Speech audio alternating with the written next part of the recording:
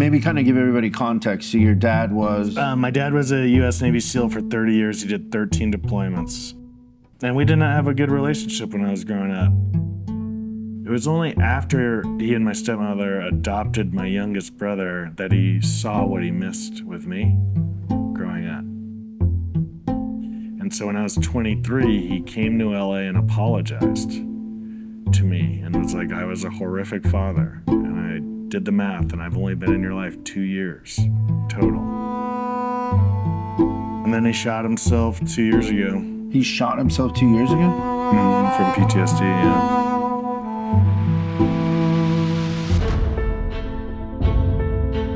Welcome to the Syndicate X Library, where we love books. Today we have an incredible conversation with Sean Crampton. He originally grew up in San Diego, son of a Navy SEAL, so a military kid, ended up in Los Angeles to act and kind of work in the industry.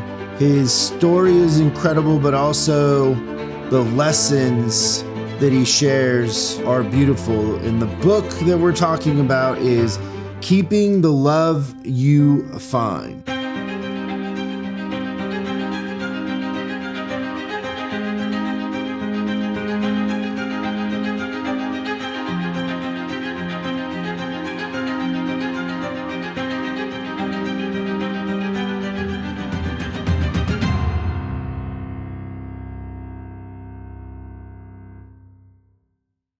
So the drink that you picked was a nitro coffee. Uh-huh. So it was really hard for us to get nitro Oh, no. and all that, but we did it just for you. Oh, So thank you so much. taste it and see if Oh, I'm it's sure it's if great. there's the right amount of nitro.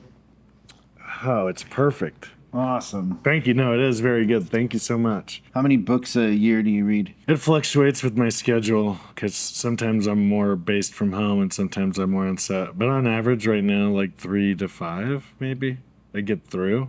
But I have a bunch of open ones. Like I have like 4 open ones right now, like an Oliver Stone book on the history of the United States. I have Ernest Hemingway's A Farewell to Arms. I just started reading the Norse Edda, which is the oldest poetic Nordic book. Whatever Tarantino's cinema book is called. That was good. Yeah. I listened to that one on Audible. I think they're making it into a show, actually, which is great. Cinema speculation, yeah. So those are the ones I have open, and then always some sort of writing or structure book. Do you read fiction? Yeah. My favorite fiction right now is probably Saga, which is a what's it called? What's Watchmen? It's like a artful comic, it's like the next graphic novel, yeah. And it's so adult, like the themes I'd never seen, and not in just a crude way, but like the layered, nuanced way they were explaining relationships or love I'd never seen before, and it was stunning art. It takes them 7 years to even do one. It's a long time. So, yeah, I'm all over the place. Red Rising's a great fiction series I love. It's an LA author. He's like 37. He's pumping out like 2 books a year, and they're good. Yeah, so Harry Potter, Lord of the Rings, those things. What's your style at home? Do you have like all the books organized? Are there stacks? Do you have more books than you have places to put them? So both. So in my living room, I have probably one of these, and they're color coordinated because I got a little stoned and just felt that was the best way to do it. And then in my room, there's like 4 just stacks of book. In my bathroom, there's like a 20 stack, and then next to my couch, and at the foot of my bed, and then next to my bed. Do you buy online, or do you have a favorite bookstore? Is it a combination? Mostly online. I wish I had a favorite bookstore. I guess the Iliad's the only thing close to me in North Hollywood, but it's hard to find newer things there. You stumble on things there. It's almost like a Goodwill of books instead of like, I don't even know if there's like a Dewey Decimal System type, structure to it. So, yeah, I wish there was something more local. I would go for sure. But right now it's probably Amazon mostly because it's so quick. It is quick. Yeah, it's like right there. Or on Audible, but I'm trying to keep it more tactile when I can, the books, instead of just listening You know what I really love is when I listen to a book on Audible and it's so good, I buy the paper and then go back through and highlight. I like that. So sometimes I'll get a quarter away through the book and I'll stop and go, no, I gotta get a physical copy. So if the book's really good, I end up with both. Okay. I think I've done that in a way before, where I felt like this is too important to listen to for me to go. This book is one of them for sure. Okay, so this book was fascinating in my research. So of their books, this is the most obscure because they had another one that was an Oprah book of the month. Keep the love you find. Yeah. And they're a couple, right? Yeah, yeah. Harville Hendricks and Helen Lakey Hunt. Like Kelly Hunt, I think. How old are you when this book comes into your life? 34. 34? And so just kind of give me a deep understanding of where you were before that. Yeah, I mean, it was a very emotional time in my life. Basically, the universe or God or whatever you want to call it gave me like my biggest fear in the feminine and then the biggest fear I had in the masculine. And what that means is I was broken up with by my girlfriend who I was like thinking we're going to get married. Was that the masculine or the feminine? The feminine. How's that the feminine? Just explain what you mean by masculine and feminine. Just like my relationship to the feminine, my relationship to the masculine. My biggest fear was my dad would die in war and he killed himself from PTSD like right around this. And I broke up with my girlfriend, or she broke up with me right around this. So it's like how long had you been with her? A year. A year? Yeah. And you were pretty in love? Yeah, and it was unhealthy. And that's what this book, like, it was the first time, and it wasn't just because of her, but she gave me this beautiful gift where she was basically the reason we broke up. And she was taking it all on. Like, it's my fault, you're the best. And there was something just ringing false about that, where I was like, no, like, I'm responsible too. Because I'm in the relationship, so that means I called in this type of behavior. Okay, wait, let's just back up just a little bit. So at that point, you'd only been dating her a year, but did you feel like a lot of pressure that you wanted to settle down? Oh, yes, self-pressure. What had your relationships been like up until then with women?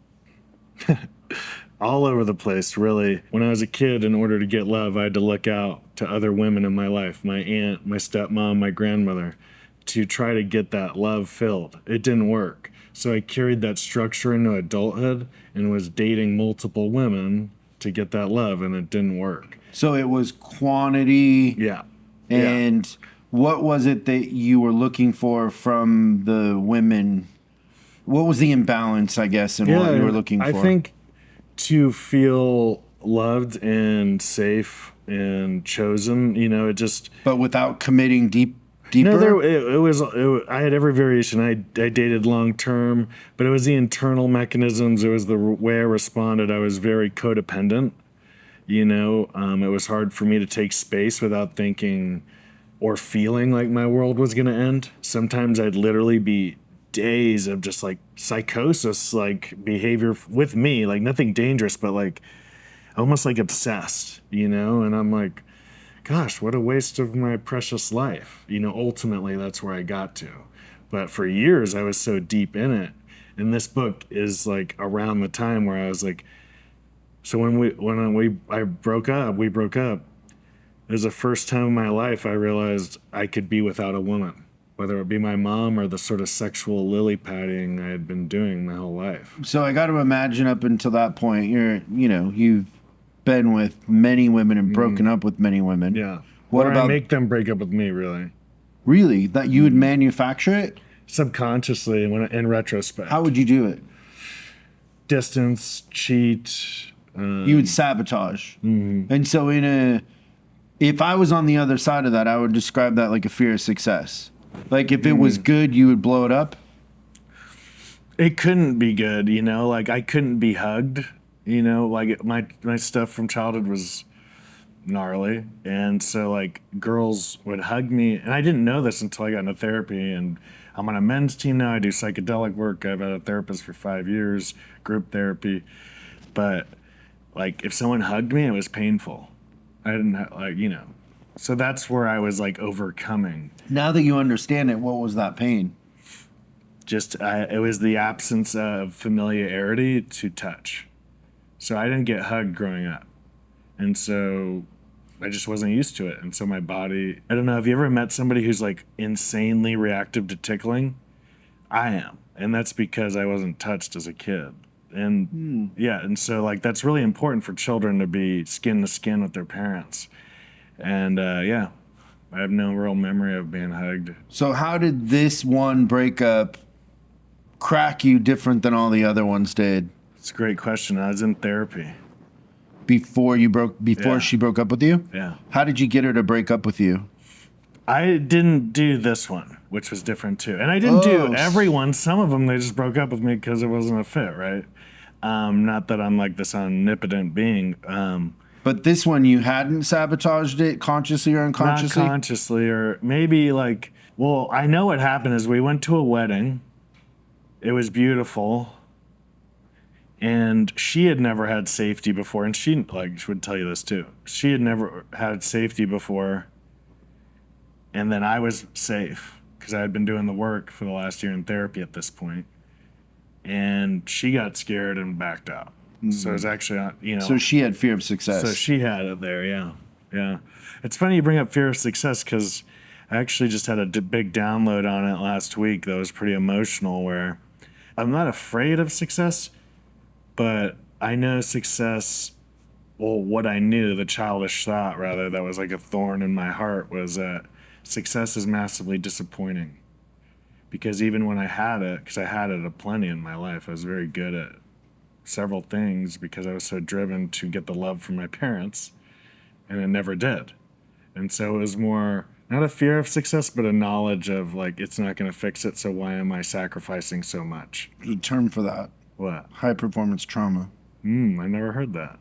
Yeah, because we have trauma, we get addicted to, especially dudes, we get addicted to success. But it's never enough. Yeah, yeah. It's never enough. Yeah. We can never be rich enough, admired enough, famous enough. I was like a trophy kid, where meaning like I think my parents got activated by being able to present me and my sister as a trophy rather than as a child.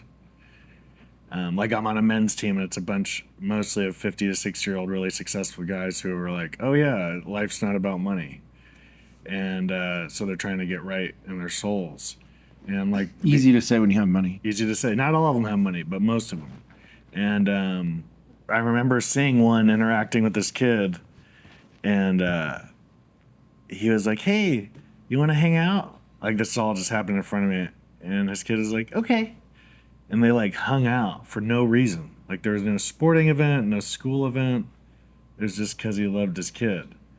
And I just was like, wow, that's so foreign to me. It's kind of interesting when you realize the things you thought were normal. I know I'll like present things to my therapist or my men's team like it's normal. And they're like, whoa, you grew up like that?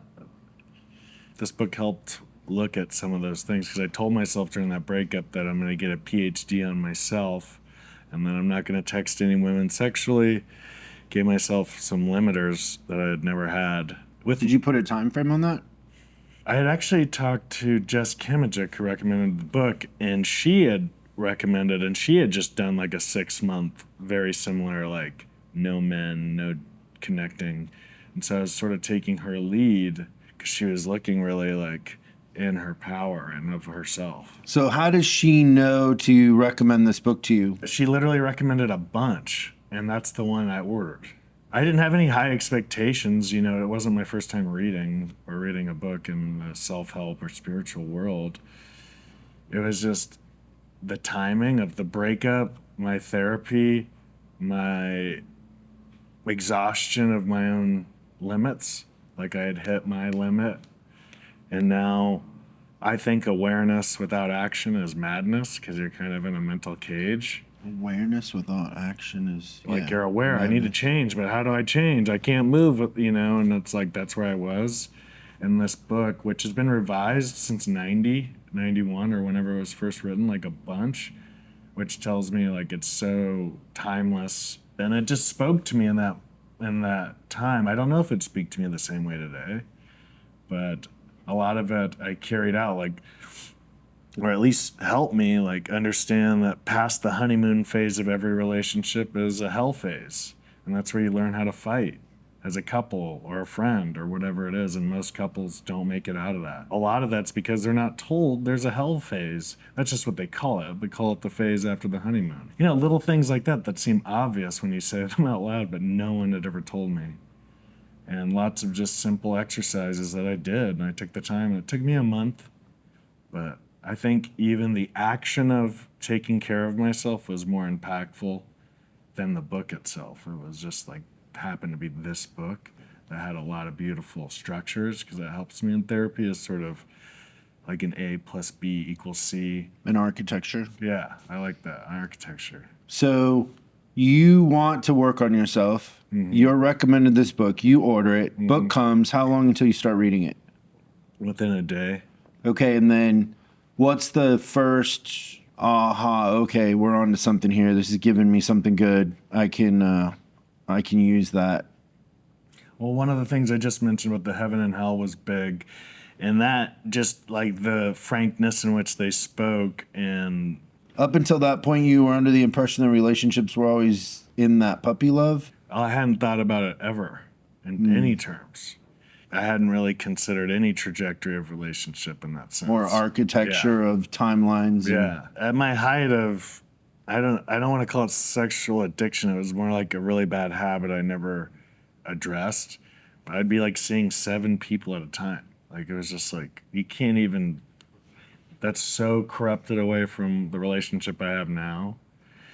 So I had no sense of any healthy relationship. I never saw it modeled or anything. So that's the first thing. And then what do you sort of learn about yourself in what you started to understand? Well, one of the things that helped me was it took a lot of pressure off myself to be like perfect or to have it all figured out, or let go of some of the shame I was feeling for being the way I am. Almost no one can relate to the way I was raised, especially in LA. I was raised by a Spartan, like a killer, in a killer environment, like gangs and brutal stuff. Maybe kind of give everybody context. So your dad was... Oh, yeah. My dad was a U.S. Navy SEAL for 30 years. He did 13 deployments, multiple wars, combat ribbon, 2 Bronze Stars. He's the Command Master Chief of BUDS, which is the training facility. Did SEAL Team 1, 3, 5, 7. And then he shot himself 2 years ago. And He shot himself 2 years ago? from PTSD, yeah. There was the breakup and that were like within 2 months, 3 months. Jeez. Yeah. I missed that. Yeah. No Okay, worries. so what are your thoughts of how your dad's relationship with himself was as a kid and as an adult pre him doing that? Yeah, well, I knew it, and it was not good. And so his mother, my grandmother, she was we're from Appalachia, so there's a lot of that like fire. That's like the story, that sort of paints a picture of our family. Very fiery people. And so she's a brilliant woman, and in that time, she could only elevate status through marriage, and had 5 marriages where she was sort of leapfrogging the next husband. And in that process, my dad got crushed and left and abandoned, and had to see a World War II veteran beat her into a coma. And so at the age of 8, my dad's pulling a loaded weapon on a stepfather point blank. That's his childhood. After he killed himself, I started looking at special forces operators more, and I'm like, oh yeah, mostly a healthy person is not rushing to join the special forces. They're rushing to get away from something. And then when they have PTSD in the forces, they don't want to look at it because it's going to unravel what they've originally been hiding from. So that's what that compound thing is. And so I think... It's like if you pull the string and then the whole thing comes crashing down. Well, you ran into the SEAL teams because you didn't want to deal with home. But the SEAL teams is my identity. Yeah. And now I can't undo my identity. Yeah. And we did not have a good relationship when I was growing up. because he was gone so much. When he was there, what was your relationship? Authoritarian, my way or the highway. Supportive, like, you know, financially, like he paid child support, so I'm grateful for that. He showed up for things when he was in town, sports, in his way. It was only after he and my stepmother adopted my youngest brother that he saw what he missed with me growing up. And so when I was 23, he came to LA and apologized to me and was like, I was a horrific father. And I did the math, and I've only been in your life 2 years total, which is crazy to hear. I'm like, whoa, I'm 23 and you've only been around 2 years? How did that feel? Sort of like a relief, because in our community, the SEAL teams are like seen as gods. So to speak ill of them is like blasphemy, and they can kill you.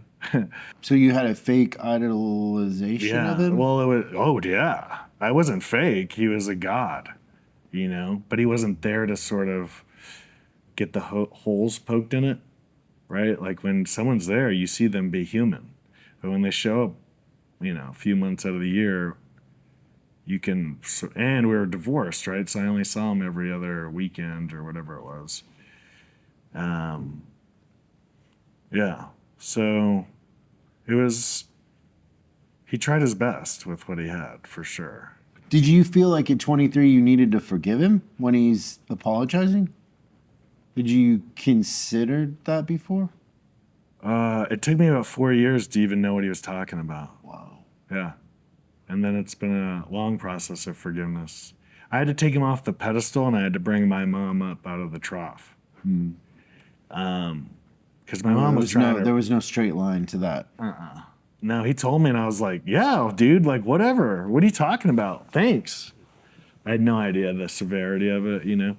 And you probably loved him, and he was still your dad, right? Yeah, I mean, but we had when I was 17, I remember being in his garage, like, do you even want to be like my son?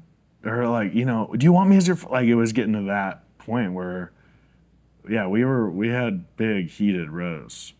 But it was like, it's obvious in retrospect. You got physical? No, he was good about that. I mean, yeah, pretty good, yeah. It was more because I think he would show up, be dad, and I'd be like, who the fuck are you? Right, all subconsciously. And so, because I was no slouch, I was like big wrestler, middle linebacker, starting sophomore on varsity. Like, you know, I was 5'8" when I was 12 years old. So I was just like, I was a very soft kid, but I was in a big gang environment.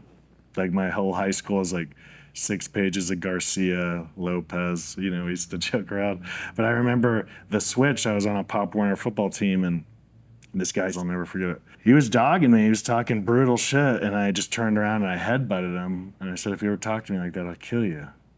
And I remember he was like the biggest gang member on the team, and he was like, oh. And I was like, yeah, that works. And then it worked too well, and I became this like shielded guy. But before that, I was just a soft, goofy white boy in the South. And so, what do you think made you do that? Was it an extension of your dad? It was the fear that I was completely alone to defend myself. So you needed to set a tone, a marker? And to contextualize it more, this has been going on for like 3 months, him bullying me. And so he's behind me and running, and he's like pushing me and shoving me, talking shit, fucking white boy, fucking this. Yeah. And I just remember like, and that was the first time I can really remember activating in that way. And you think he saw it in your eyes and you weren't joking around? Oh, yeah. Everybody saw it for years after. Yeah. And then so after that, you felt more alone? Yeah. I was isolating myself through aggression, for sure. It was the only way I could communicate with men.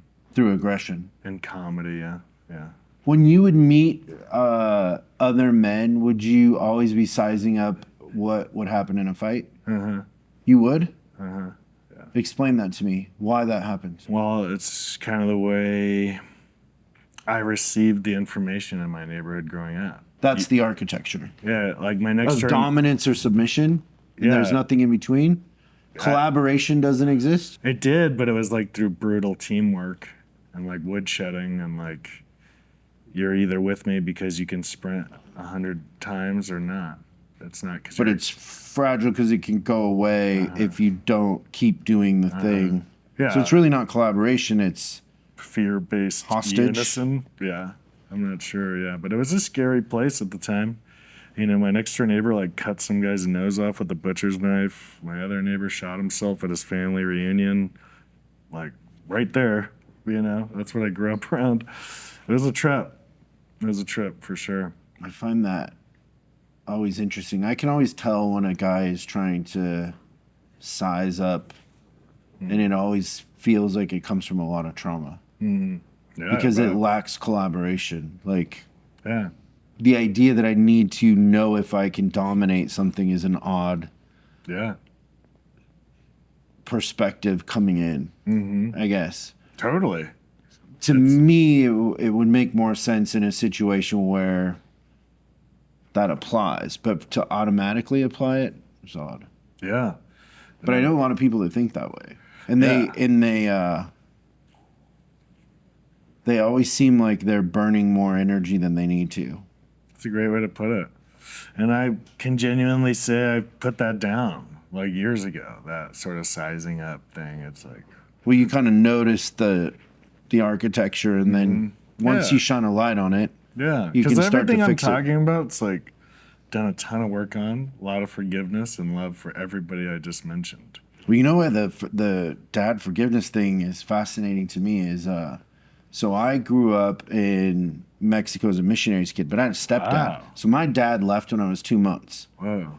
When something happened when I was like 11 with my stepdad, where him and I used to wrestle, but he was a little guy. He was short. He was shorter than my mom. And by 11, I could pin him because my Wow. dad was big. My Yeah. dad was like 6'3". He was a big guy. So when I could pin him, he stopped playing with me. When he stopped playing with me, there were some other things going on where he was a hardcore Christian, so I wasn't allowed to listen to music. I couldn't man. watch TV. I couldn't go to the movies. But when I would go to school, so they would drive me to San Diego. I went to Chula Vista Christian School. So they'd drive me across the border every day on a motorcycle to cut the line. Because I couldn't go to school in Mexico, and we didn't pay taxes in America for me to go to school in a state. But also, they wanted me to go to Christian school. It was part of that narrative, right? But the kids at school would talk about the Cosby Show, and they would talk about, you know, these albums and this music and Michael Jackson and all this. And I remember my mom snuck me out behind his back and took me to see the Karate Kid. Cool. Like, Yeah, you know, that's a because good there memory. was such a gap. But my mom eventually, at some point during that, showed me a picture of my dad Whoa. and me as a little kid. And I would ask her all the time, I'd be like, can I see the picture of my dad? And I created this fantasy, and the further my stepdad got away and the more detached, and then he eventually left us when I was 13, like literally just left us in the middle of the night with nothing. Whoa. And so then there was this hatred of him and this idolation of this dad that had left me also, but I created this fantasy of the parent that isn't there. Yeah, exactly. Right? So when my stepdad would beat, you know, whatever it was, I created this fantasy of my dad wouldn't. And so we end up back in Washington State where my father was, and I end up finding him and meeting him. Well, at the same time, he hadn't paid child support that whole time. We were in Mexico. So support enforcement was coming after him because my mom and I had nothing. Yeah, we were homeless, sure. like whatever. Holy So shit, I meet him, and his whole goal is to get my mom to drop the child support because they were, It's you know, like a seizing movie. his accounts and all that or whatever. Long story short, maybe I've seen my real dad less than I can count on two hands in my life, right? And I realized very quickly that, I mean, he made it very clear we had nothing in common. I was a city boy. He was he took me hunting. I didn't like it. Like, you know, I get it. whatever. I get it. But on his dying bed, he's dying of cancer way later in life. He wants to apologize to me, and I felt nothing. Like, I would just tell him, like, hey, I turned out good. You don't owe me an apology. You know, you are who you are. But he really wanted me to forgive him as he's dying. And I never knew how to do it in a way that he felt I was sincere, because I felt nothing. Yeah.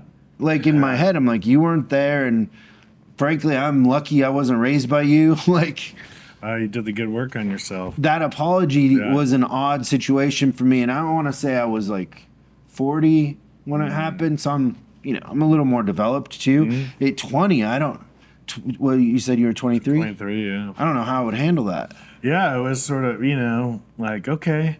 I mean, I had a similar experience to you and your dad at the end with my dad, which was, and after 23, our relationship, amazing.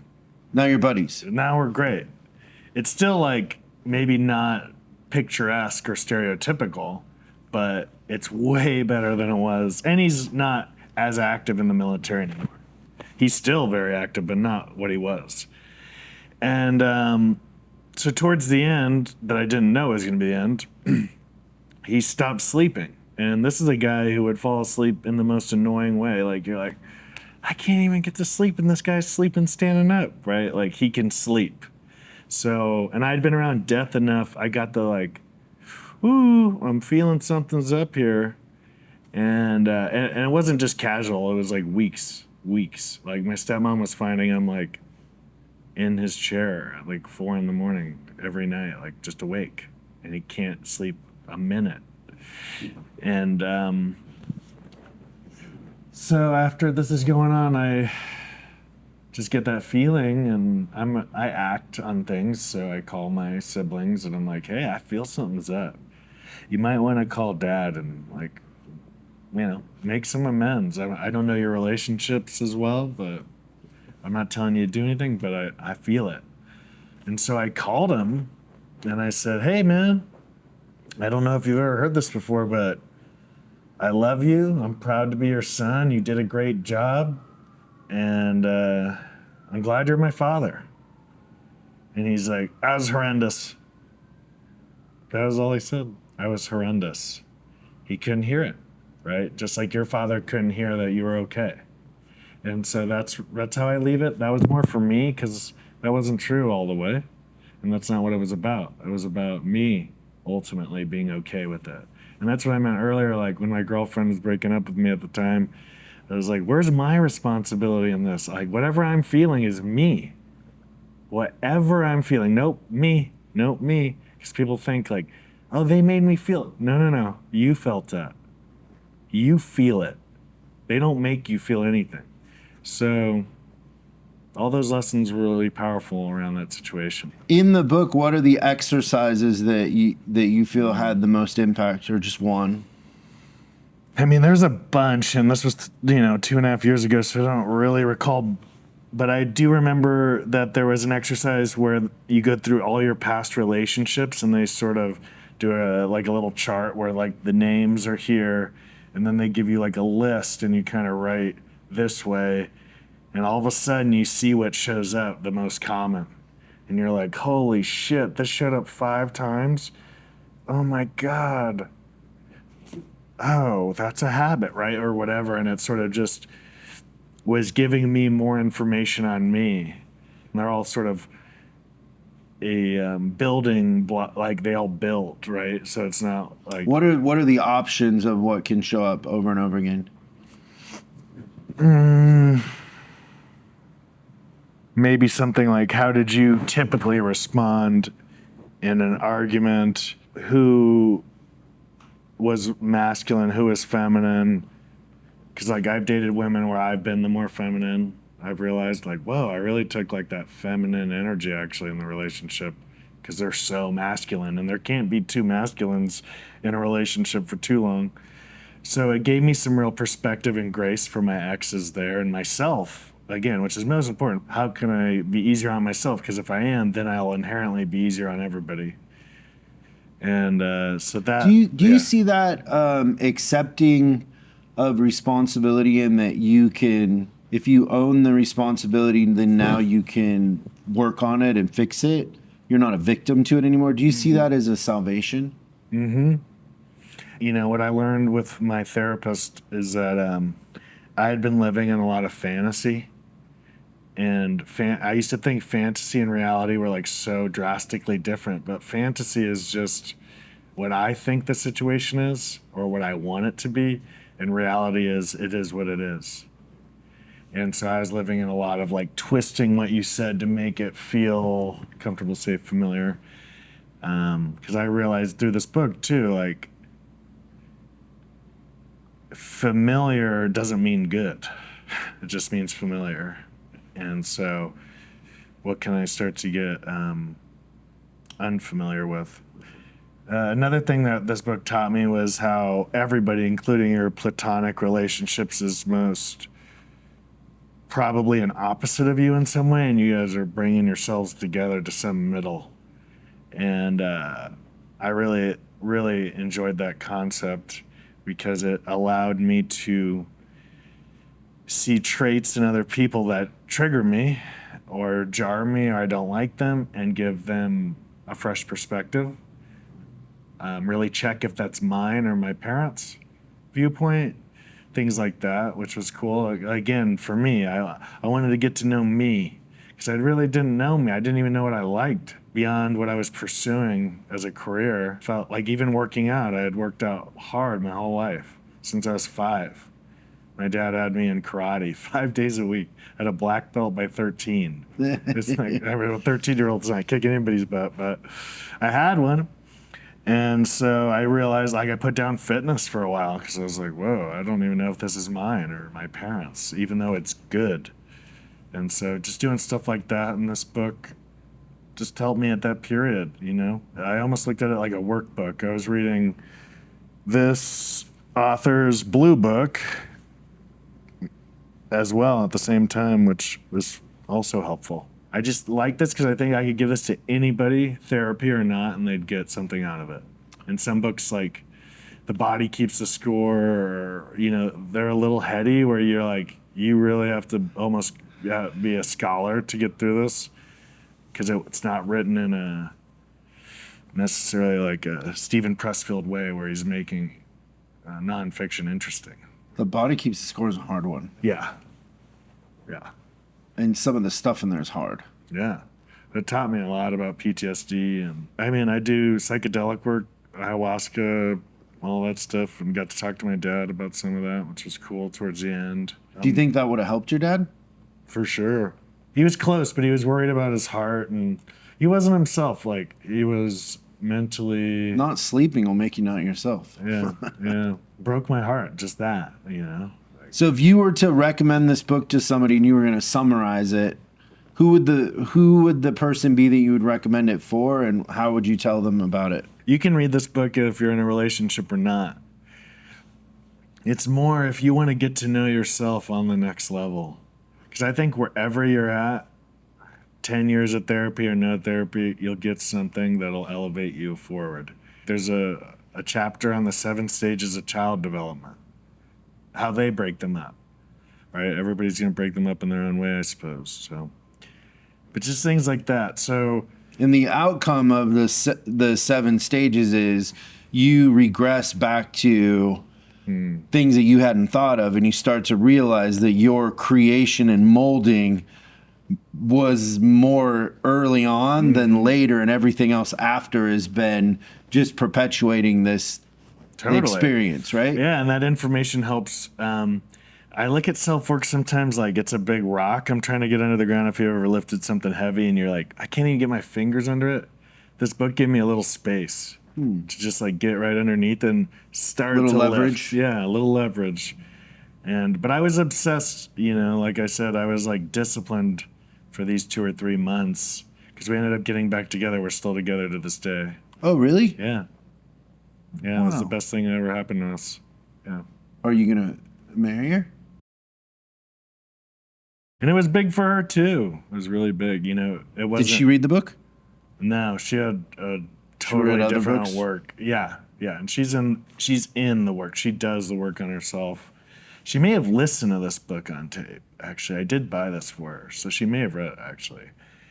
Yeah, that was a pretty heavy few months between my dad and that. Yeah. It was great. I love the conversation. I appreciate you doing this. I know it's going to inspire others. Oh, cool. Yeah.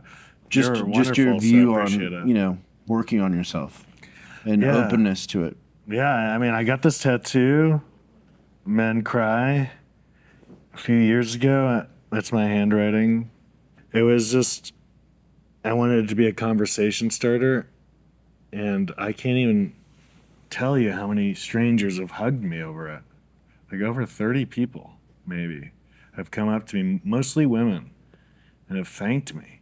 Because in some way, I don't feel like it's my responsibility to like change anybody, because I think it's egotistical to try and change the world, but like I can change me, and maybe that'll ripple out and maybe inadvertently change some of the world. But I think someone from my past talking about this subject and doing the work should be borne witness to for other men to be able to get something from it. I mean, the beauty, I think, in it is that your willingness to be vulnerable and open shows other people that they're not alone and the things that they're feeling Yeah. are real. Yeah. And then that inspires them to maybe look at it a little Yeah. more. Yeah. Because, a lot of us, we're just closed off putting up this mask. And you're saying, hey, look behind the mask a little. There's this stuff is real. Yeah. And it's not easy. No. I mean, I learned like how little military children are like even thought of in this country. And then special forces operators children, like, my dad retired in the back room of some place because he was like, I don't really want a public one. And I remember the Navy handed us a certificate. Thank you for your service to us, the family. And I'm like, what? And they're like, well, you served, you gave up your dad. And we're like, oh, I guess we did. And that was all we really thought about it as a family. Certainly never talked about it. And it's just like, wow, extrapolate that times the 1 million armed service members' families. There's a lot of children out there. All of us that, feel entitled to that thing that he was creating. Right? Because there's a certain entitlement, but we don't often stop and think about, and because it's uncomfortable and it's brutal and, he's doing things that we don't want to talk about to protect us. Yeah.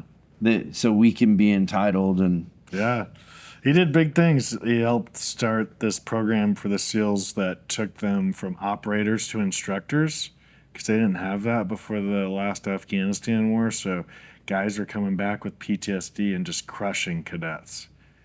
And so he was like, well, that's not good or effective.